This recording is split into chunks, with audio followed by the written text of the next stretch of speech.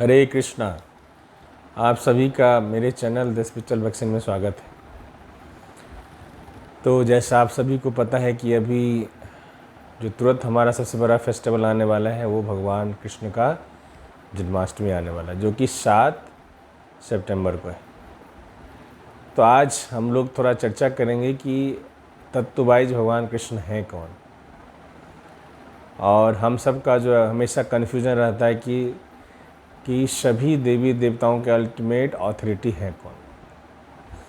तो आज हम जानने की कोशिश करते हैं भगवान कृष्ण कौन। सबसे पहले हम जानेंगे कि भगवद गीता में भगवान अपने बारे में क्या बोलते हैं।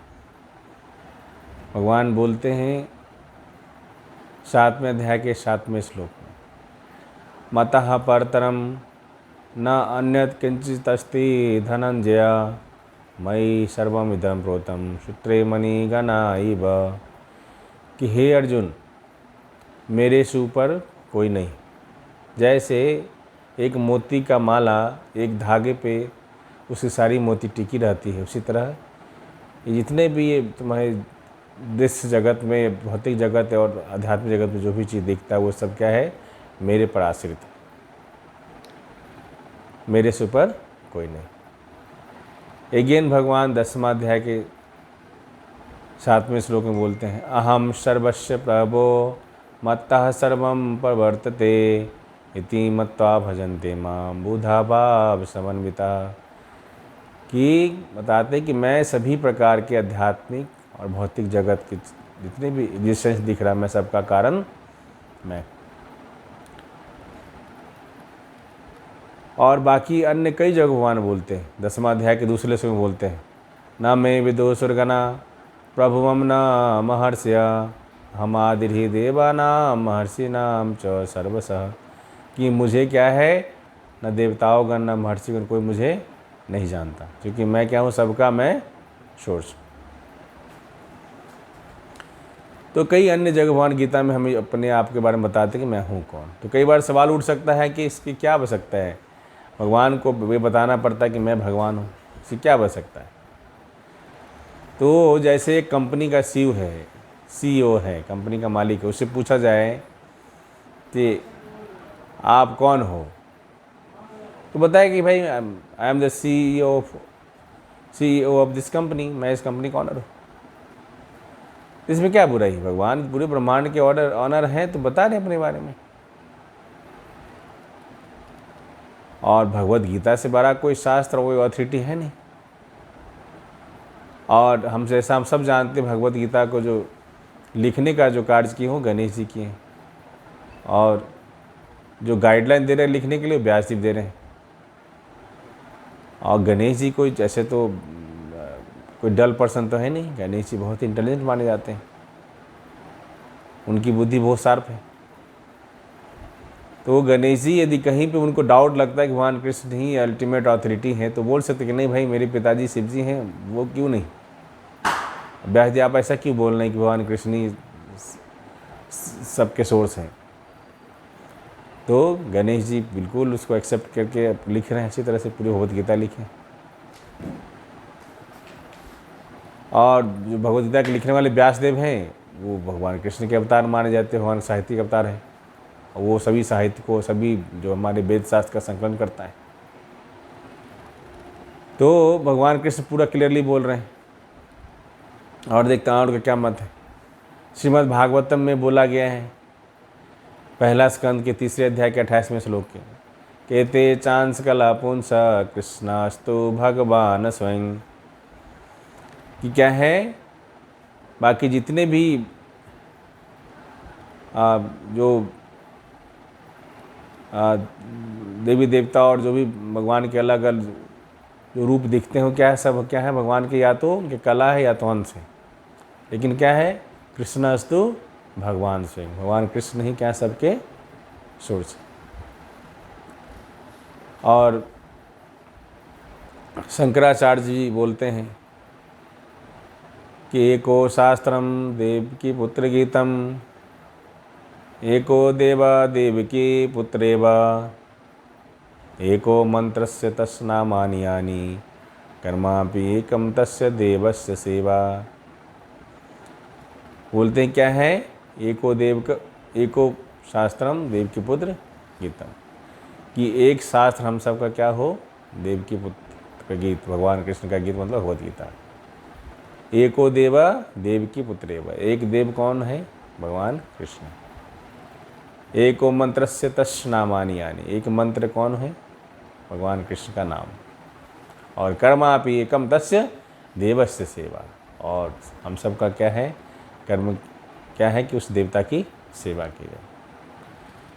फिर शंकराचार्य आगे बोलते हैं कि भज गोविंदम गोविंदम भजो मूढ़मते, कि अरे मूर्खो गोविंद को भजो, कि मुक्ति के दाता कौन है, मुकुंद है, और किन्हीं के पास मुक्ति का राइट नहीं। भगवान शिव क्या बोलते हैं, जब माँ पार्वती पूछते हैं भगवान शिव से कि आराधना किनकी करना चाहिए, तो भगवान शिव बताते हैं आराधना नाम सर्वेषां विष्णु आराधना परम तस्मात् परतरम देवी तद्या नाम समर्चनम, कि सभी आराधनाओं में सबसे सर्वश्रेष्ठ आराधना भगवान विष्णु की है, भगवान कृष्ण की। और तस्मात् परतरम देवी तद्या नाम समर्चनम, लेकिन उससे बढ़कर क्या है, जो उनके जो भक्त थे उनसे जुड़ी हुई चीज़ उनकी भक्ति करना। तो भगवान कृष्ण और भगवान के भक्तों की सेवा करना सबसे सर्वोत्तम भक्ति। और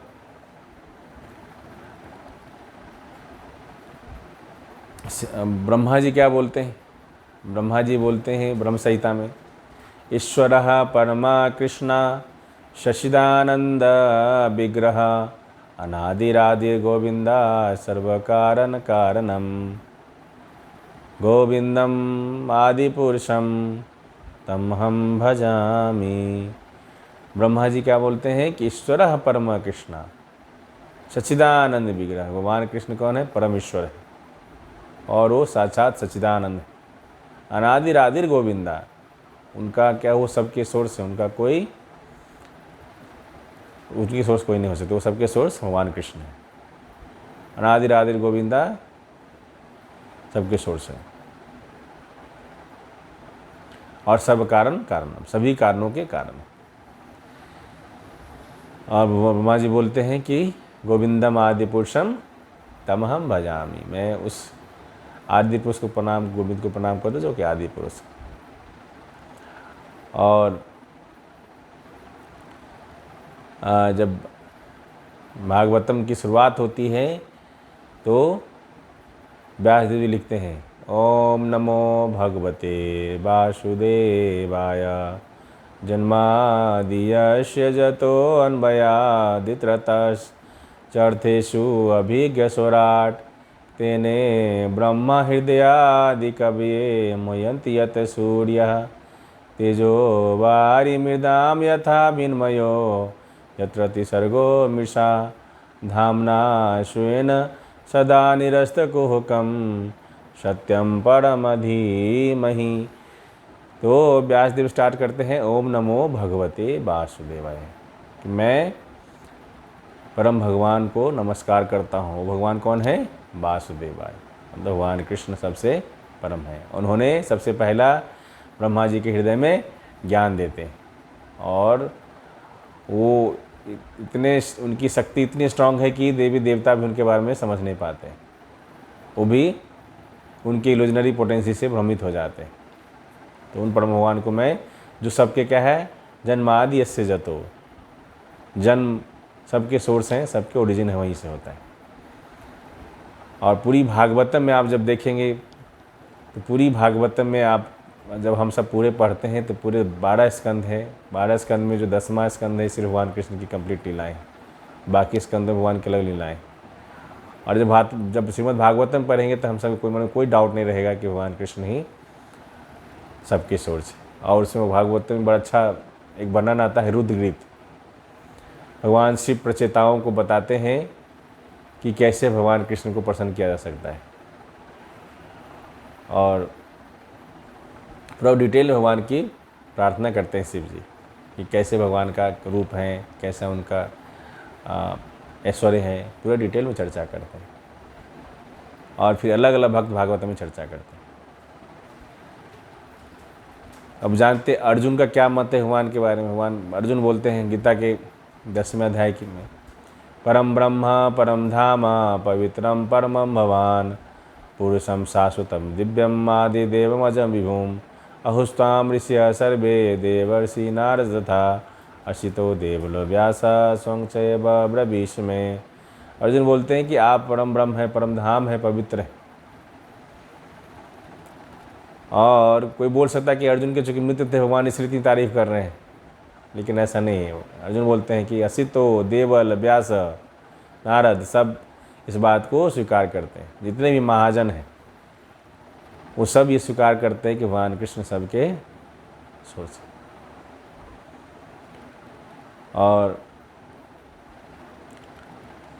अर्जुन भी 11वें फिर से बोलते हैं कि आप क्या हैं, पूरे जगत के पिता है। पितासि लोकस्य चराचरस्य तमस्य पूजस्य गुरु गरियान न तत्समोऽस्ति अभिधिका कुतोन्यो लोकत्रयेऽपि प्रतिम प्रभाव। अर्जुन बोलते हैं कि आप असमर्थ हैं हे भगवान, कि आपसे न कोई बराबरी का है न कोई आपसे ऊपर है। आप क्या है, सबके सोर्स। और फिर हम आगे देखेंगे कि जैसे भगवान अपना विराट फॉर्म दिखलाते हैं 11वें अध्याय में भगवद गीता में, तो भगवान अपने विराट फॉर्म में इस सृष्टि के सारे चीज़ को दर्शाते हैं। जितनी देवी देवताएं हैं सब उनके अंदर समाये हुए हैं। और भगवान कृष्ण का एक नाम जगन्नाथ है, उनका एक और नाम पुरुषोत्तम है। अभी जस्ट हम लोग कुछ दिन पहले पुरुषोत्तम मंथ हमारा समाप्त हुआ है, तो भगवान कृष्ण को जगन्नाथ बोला जाता है, पुरुषोत्तम बोला जाता है। तो जगत के नाथ हैं। ऐसा नहीं सिर्फ इंडियन के नाथ हैं, हिंदुओं के नाथ है, नहीं, वो सब के नाथ हैं। तो भगवान कृष्ण जगन्नाथ है, वो पुरुषोत्तम है, वो परम भगवान है।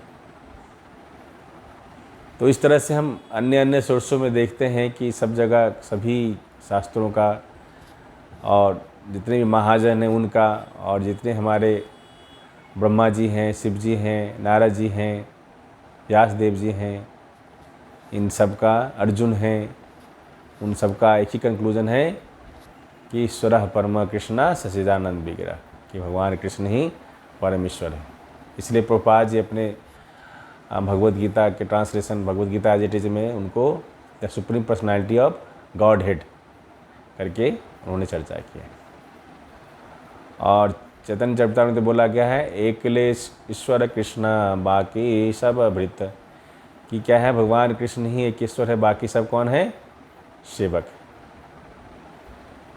इसलिए हम सब इन जो हम डिस्कशन अभी कर रहे हैं इससे हम सब के दिमाग में कोई भी डाउट नहीं रहना चाहिए, क्योंकि हमारे हिंदुस्तान में क्या हम सब कन्फ्यूज रहते हैं। हमें पता नहीं कि असली भक्ति किनकी करनी चाहिए, और हमें मन में डाउट होता रहता है कि यदि हम भगवान कृष्ण की भक्ति करेंगे तो और देवी देवता नाराज़ न हो जाएं। तो हमारे 33 करोड़ देवी देवता है। तो श्रीमद् भागवतम में बोला गया है कि यदि हम भगवान कृष्ण की भक्ति करते हैं तो हमें और देवी देवताओं को अलग से प्रसन्न करने की कोई आवश्यकता नहीं है, क्योंकि सब देवी देवता उन्हीं के तो अंश हैं। तो जैसे पौधे के जड़ में पानी डालने से पूरे पौधे को पोषण चला जाता है, पेट के अंदर खाना डालने से पूरे शरीर को पोषण चला जाता है, इसी तरह सिर्फ भगवान कृष्ण की भक्ति करने से ही सभी देवी देवताएं प्रसन्न हो जाते हैं। और जैसे देखा जाए तो सभी देवी देवताओं को प्रसन्न करना संभव भी नहीं। 33 करोड़ देवी देवता, कई जन्म हमारे लग जाएंगे एक एक करके हम प्रसन्न करना शुरू करेंगे। इसलिए जन्माष्टमी आ रही है 7 तारीख को। आप सबसे अनुरोध है कि आप ज़्यादा से ज़्यादा भगवान कृष्ण के बारे में जानने की कोशिश करें, उनके बारे में पढ़ने की कोशिश करें, श्रीमद् भागवतम के माध्यम से या कृष्णा बुक के माध्यम से, भगवद गीता के माध्यम से। जितना भगवान कृष्ण के बारे में जानेंगे उतना हम सबका भगवत धाम को जाना तय है। क्योंकि भगवान बोलते हैं गीता के नाम में 4.9 श्लोक में बताते हैं कि जन्म कर्म चौमे दिव्यम एवं योवेति तत्वतः त्यक्ता देहम पुनर्जन्म नैत्मामेति स अर्जुना, कि जो मेरे जन्म और कर्म की दिव्यता के बारे में जानता है, अच्छी तरह तत्ववाई समझता है, वो मेरे धाम को जाने का अधिकारी हो जाता है। तो भगवान का जन्म और कर्म दोनों दिव्य है। भगवान का जन्म दिव्य इस प्रकार से है कि भगवान जन्म लेते हैं तो जैसे देवकी माता के सामने भगवान चतुर्भुज फॉर्म में जन्म लेते हैं, शंख चक्र गदा पद्म धारण किए, भगवान पूरे पीताम्बरधारी, पूरे अपने साजो सजावट के साथ, पूरी अपने कौस्तुभ मणि और बरसिन के साथ थे। भगवान चतुर्भुज में प्रकट होते हैं, फिर जब माता देवी की प्रार्थना करते हैं तो भगवान अपने छोटे से बाल फॉर्म को स्वीकार करते हैं।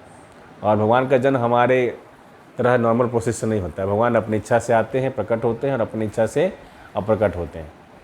हम सब जैसे अपने कर्म बंधन से यहाँ पे पैदा होते हैं और अपने कर्म बंधन के अनुसार से हम अपना ज़िंदगी यापन करते हैं। भगवान किसी तरह कर्म बंधन के अंदर नहीं आते हैं, वो अपनी इच्छा से प्रकट होते हैं, अपनी इच्छा से अप्रकट होते हैं। और भगवान कई तरह के अन्य लीलाएँ की हैं जो हम मानवीय ढंग से नहीं कर सकते। जैसे गोवर्धन पहाड़ को भगवान ने 7 दिन तक एक उंगली पे, बाएं हाथ की उंगली पे उठा कर रखा है। भगवान की 16,108 पटरानियाँ हैं। भगवान जब रासलीला कर रहे हैं तो 10,000 करोड़ गोपियाँ थी। उन हर गोपी के साथ अपना भगवान 10,000 करोड़ एक्सपेंशन किए थे। इस तरह से भगवान की बहुत सारी लीलाएँ हैं और भगवान ये लीलाएँ इसलिए करते हैं कि हम सब भगवान की लीलाओं के बारे में श्रवण करके हम सब अपना भगवान के साथ संबंध स्थापित कर सकें। आप सबसे अनुरोध है कि जन्माष्टमी आ रही है तो हम सब अपने चेतना को इस तरह से डेवलप करें कि हम लोग कृष्ण भावना भावित हों, कृष्णा कॉन्शियस हमारी जो चेतना है उसको डेवलप करें, तभी हम जन्माष्टमी अच्छी तरह से मना सकते हैं, सेलिब्रेट कर सकते हैं। तो आइए, आप सबसे अनुरोध है कि आप भगवान कृष्ण के बारे में ज़्यादा से ज़्यादा जानने की कोशिश करें और आपके अंदर जो भी डाउट्स हैं उसको आप बिल्कुल ख़त्म कर दें। सभी शास्त्रों का एक ही निर्देशन है कि एकलेश्वर कृष्णा, बाकी सब मृत। भगवान कृष्ण ही क्या है, परम ब्रह्म परमेश्वर है, ईश्वर हैं, बाकी सब कौन, उनके सेवक हैं। इसलिए आप लोग भगवान कृष्ण के बारे में जानिए, भगवान का नाम ज़्यादा से ज़्यादा लीजिए। हरे कृष्णा कृष्णा कृष्णा हरे हरे, हरे राम राम राम हरे हरे। और चूँकि क्या है, कल युग में सिर्फ भगवान का नाम लेने से ही हम सबका कल्याण होना है, हम सबका भगवान के साथ संबंध स्थापित हो जाए। इसलिए और आप लोग 7 तारीख को जो भी रांची में भक्त हैं, आप सब CMPDI काके में रांची के इस्कॉन की तरफ से भव्य जन्माष्टमी का आयोजन हो रहा है, जिनका कार्यक्रम शाम को 4 बजे से 7 तारीख को लेकर रात को 1 बजे तक होगा। तो आप सबसे अनुरोध है, आप सब परिवार, आप लोग ज़्यादा से ज़्यादा संख्या में जन्माष्टमी सेलिब्रेशन निभाइए और भक्तों के संग आप जन्माष्टमी का जो हमारा सबसे बिगेस्ट फेस्टिवल है उसको मनाइए। श्रील प्रभुपाद की जय। पिताई गौर प्रेमानंदे। हरि हरि बोल।